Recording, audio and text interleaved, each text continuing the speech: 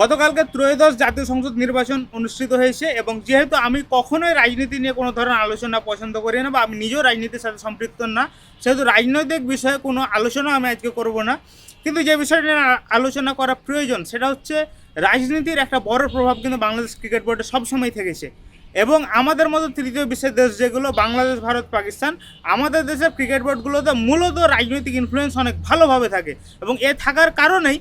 রাজনৈতিক যে দল বাংলাদেশের ক্ষমতায় থাকে অন্তত আমরা এটা ধরে নিতে পারি যে তাদের প্রভাবটা পুরোপুরি পড়ে আমাদের ক্রিকেট বোর্ডের উপর। এবং যেটা ইতিপূর্বে আমরা অনেক সময় দেখে এসেছি এবং বর্তমানে যেহেতু একটা দল রাজনৈতিক ক্ষমতায় এসেছে সেহেতু তাদের প্রভাবও আমাদের আগামীতে ক্রিকেট বোর্ডে থাকবে, এটাই স্বাভাবিক।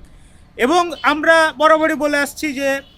আমাদের ক্রিকেট বোর্ড প্রেসিডেন্ট, আমাদের বোর্ডের পরিচালক যারা হবে তাদের উপর একটা রাজনৈতিক হস্তক্ষেপ আছে বা আগামীতেও থাকবে এবং এটা থাকে যেহেতু আমরা দেখেছি যে ক্রিকেট কূটনীতিতে অন্তত বিসিবি প্রেসিডেন্ট যে কাজগুলো করে বা অন্যান্য দেশের ক্রিকেট বোর্ডের প্রেসিডেন্ট যে কাজগুলো করে এগুলো রাজনৈতিক কোনো ব্যাকআপ না থাকলে করা সম্ভব হয় না। যেরকমটা আমরা দেখেছি বিগত আমাদের যেই 2026 টি-20 বিশ্বকাপটা এই মুহূর্তে চলছে, বিশ্বকাপে বাংলাদেশের অংশগ্রহণ করা গেল না মূলত আমিনুল ইসলাম বুলবুল হয়তো বা ক্রিকেট কূটনীতিতে কিছুটা পিছিয়ে ছিলেন বা আমরা অনেক কিছু বলতে পারি এখানে, কিন্তু যেহেতু তিনি কোনো রাজনৈতিক ব্যাকগ্রাউন্ডের লোক না তাই হয়তো বা তিনি এই ক্রিকেট কূটনীতিটা ওভাবে বুঝতে পারেননি বলে অনেকেরই ধারণা। সেহেতু আশা করা যায় আগামীতে, এবং এটা ইঙ্গিত পাওয়াও গেছে এর আগে বহুবার, যে যেহেতু রাজনৈতিক সরকার আসলে আমাদের ক্রিকেট বোর্ডটা থাকবে কিনা এটা নিয়ে একটা সন্দেহ প্রকাশ করা গিয়েছিল ইতিপূর্বে। এখন বিষয়টা হচ্ছে যে রাজনৈতিক সরকার আসছে, আমিনুল ইসলাম বুলবুল থাকবে কিনা। শুরুতে আমি বলে নিতে চাই আমিনুল ইসলাম বুলবুল তিনি অনেক ভালো একজন ক্রিকেট সংগঠক,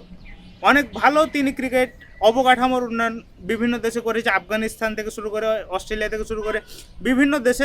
তিনি যেহেতু আইসিসির গেম ডেভেলপমেন্ট যে কমিটি সেখানে ছিল সেহেতু তিনি বিভিন্ন দেশে ক্রিকেটটাকে ছড়িয়ে দিতে অনেক বড় অবদানটা তার রয়েছে, সেটা আফগানিস্তান ক্রিকেটকে দেখলে আমরা বুঝতে পারি। কিন্তু আফগানিস্তান ক্রিকেটের ঘরোয়া কাঠামো অনেকটাই দাঁড়িয়ে আছে আমিনুল ইসলাম বুলবুলের প্ল্যানে,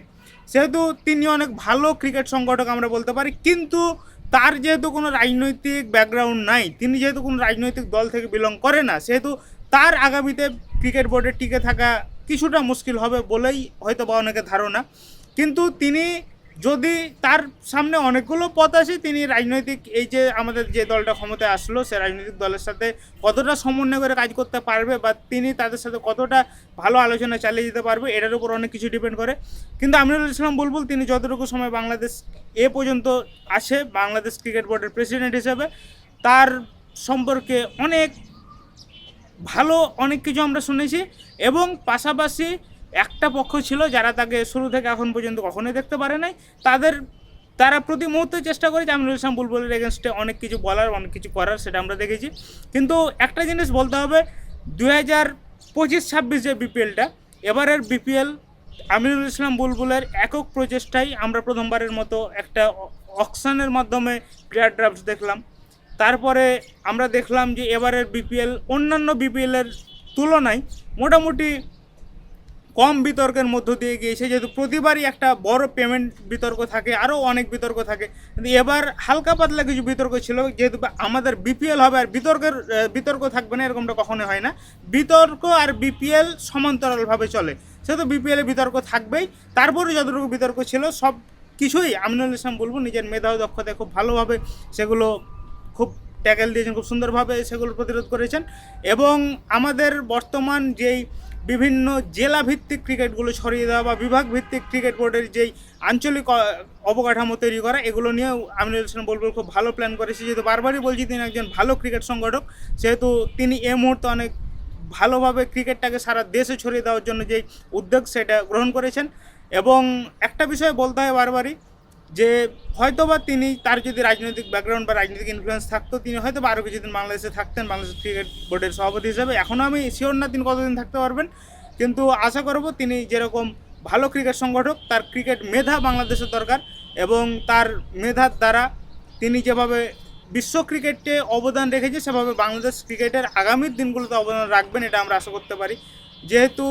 এই মুহূর্তে বাংলাদেশ ক্রিকেটের অবকাঠামো অন্যান্য দেশের তুলনায় অনেক দুর্বল, যেহেতু দুর্বল বলে আমাদের পাইপলাইনে নতুন প্লেয়ার তৈরি হচ্ছে না, আরও বিভিন্ন ইস্যুতে আমরা দেখতে পাচ্ছি। সব মিলে আমিনুল ইসলাম বুলবুল কতদিন থাকবে এটা আমরা বলতে পারি না, কিন্তু আমার এই ভিডিওটা ছিল মূলত আমিনুল ইসলাম বুলবুল আগামীতে